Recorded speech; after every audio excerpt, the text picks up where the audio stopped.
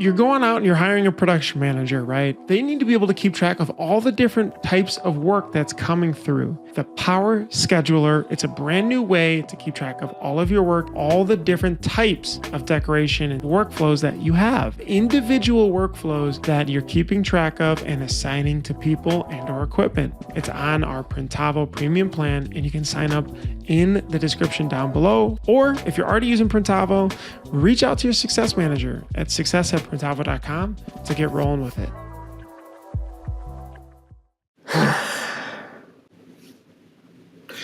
We need to talk about burnout.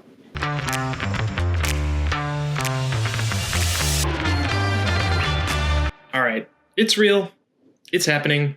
You, me, and everyone else are just not the same people that we were in March 2020.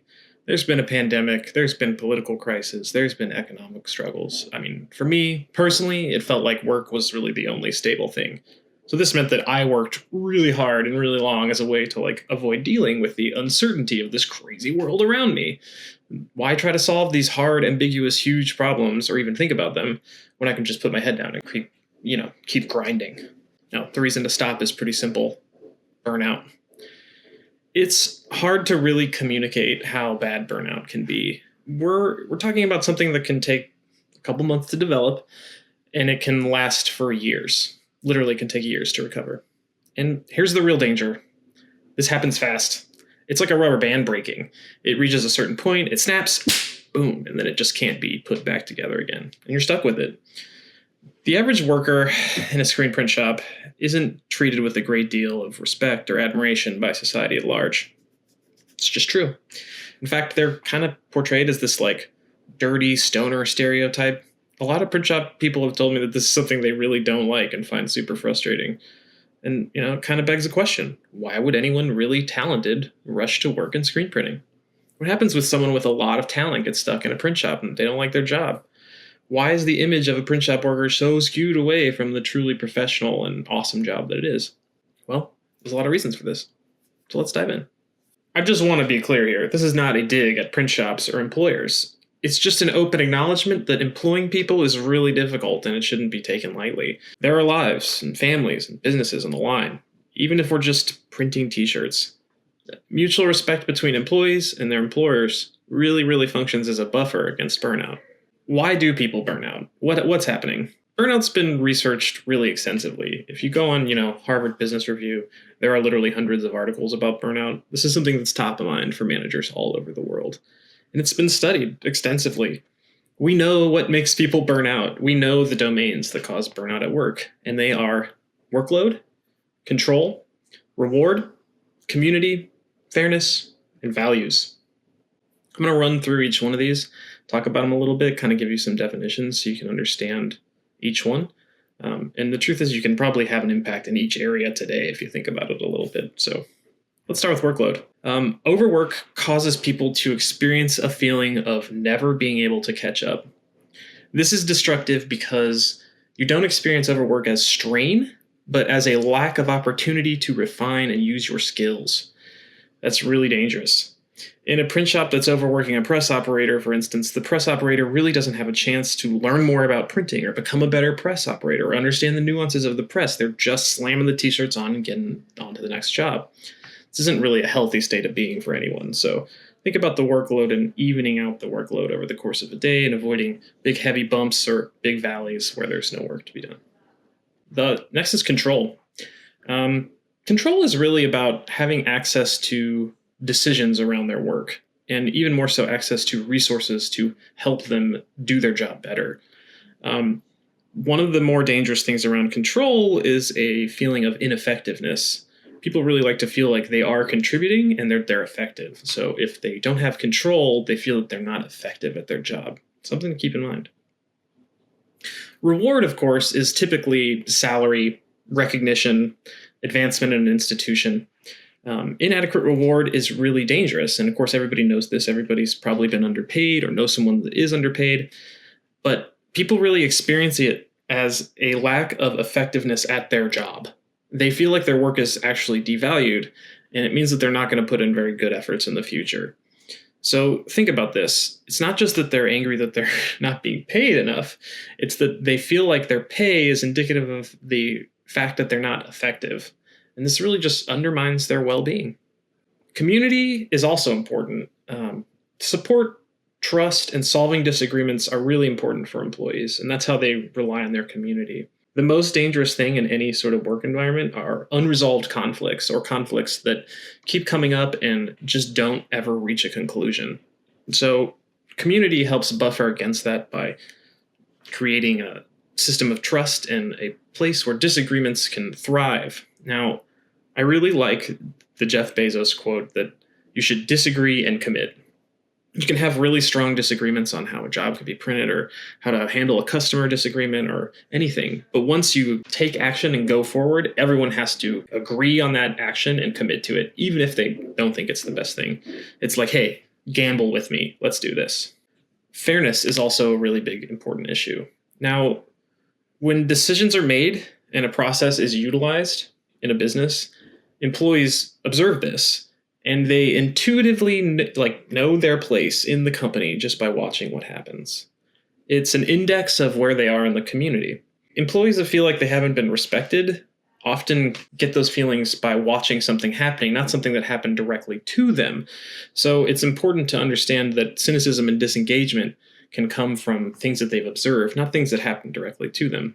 So be careful about fairness and be careful about how processes interact with employees and how fairness is something that people really just see. It's not something that they necessarily experience or feel. And finally, there's values. Every worker makes a trade-off, right? There's work that they have to do and there's work that they want to do. Values are what bridges the gap. I like the definition of values as something beyond the exchange of goods and services. It's the motivating connection. It's like, yes, you need to pay your bills, but why do you like being a screen printer? And people have lots of different reasons for this. Maybe it's the community. Maybe it's just the jobs they print. Maybe it's they just like working with t-shirts or apparel. Maybe they're not a people person.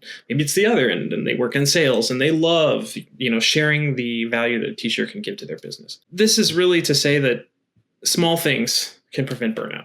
Burnout's not guaranteed, and there are a lot of things you can really do to prevent it. If you're looking for ideas, I would check out the Harvard Business Review link in the description. But we have several ideas for how to prevent burnout. Our own Matt Marcotte wrote a really awesome article a couple of years ago called 8 Strategies to Stop Burnout Before It Hurts Your Print Shop. It's definitely worth taking a look at. He knows his stuff. He's been there, and he really has some interesting ideas about how to move forward and prevent burnout. So here are a few ideas, just some surface level things that you can do. And I think these are worth trying, or at least worth thinking about. The first is discuss people's career goals and ambitions. The average person might not admire a print shop employee. They are that dirty stoner stereotype that I don't really like and that people seem to really abuse. So what if the person is a sober perfectionist, a super talented artist? They just want to learn something for themselves. The social conception of this job is really skewed away from reality. It's a profession. So talk to people about this. What do they want? What do they want to do? What kind of skills do they want to develop? One example I can think of is that someone from the Yeti, who we've done a shop tour with, was a really talented photographer and really just wanted to work on their photography. Well, the Yeti needed a photographer for social media, so that person became the social media manager. They didn't walk in to be the social media manager. They weren't hired to be the social media manager. They weren't hired as a photographer. It just was something that they wanted to do that came up in discussion, and they were really good at it, and it really boosted that print shop's brand. There are always opportunities for advancement. From sales to management, talented people can really grow the company just by expanding in their roles. So don't hesitate to ask what someone's career goals are. What do they want to work on? What kind of problems do they want to solve? What do they see in their future? There's an advantage here for print shops, okay? Your customers are meaningful. There's a real impact your prints can have on your community or your family or a local organization. There's a reason that print shops appear in every single community in the United States. This is a vital service. It touches a lot of people. It is meaningful. Another thing I want to discuss are one-on-ones. So we know you need to discuss goals. We know you need to discuss people's careers, but when do you do it? One-on-one meetings. Schedule 15 to 30 minutes with each employee.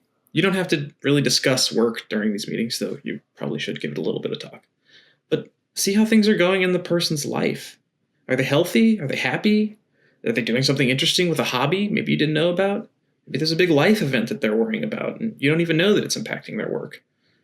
Knowing your people is a skill that managers can and must develop. But it's much simpler to schedule regularly occurring one-on-ones and get way ahead of problems than try to catch it later and figure out why someone's burned out and have to hire a new employee. We've long really believed in one-on-ones at Printavo. We do them every 2 weeks. It's a big commitment for Bruce and everybody on the team, but it pays off. We work better together because of it. I'm a big believer in them. Finally, you can learn something new together. There are so many learning opportunities in this industry that it's a bit overwhelming. You could learn a new printing technique. You could learn a new way to organize your workflow. You could learn so many different things from software to artwork and beyond. If you want an example, check out Made Labs. They're hosting an embroidery event in Fort Worth, and that's just one example. There are truly an overwhelming plethora of options for educational opportunities, and that's something that can really bring a lot of meaning to people, particularly when they're trying to advance in their career. Finally, do a shop improvement project together. Maybe you ask everybody to come in for a few hours on a Saturday or close early on a Friday and build something together, make something better, do something that you've been wanting to do together. Your employees will probably surprise you if you ask the right questions. What could make your job easier? What tools do you need? What could we fix today? Or what could we fix in a weekend? What could we fix in a week?